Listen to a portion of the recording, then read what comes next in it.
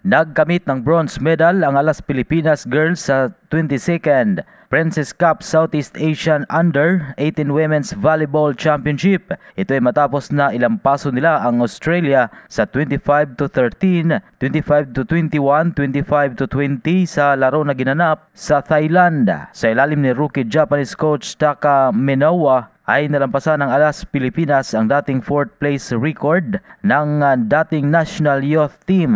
Dominado ng Alas ang laro sa unang set hanggang sa nakahabol ng bahagya ang Australia sa second set, subalit hindi na hinayaan nilang makalamang pa ang Australia. Nanguna sa panalo ng Alas si Gia Di Guzman at Angel Canino na sila rin ang naging susi sa bronze medal win ng kupunan sa AVC Challenge Cup noong nakarang buwan nang talunin din ang Australia. Yan ang balitang sports. Ito si Ray Tampos para sa Radyo Alternatibo Balita Nationwide.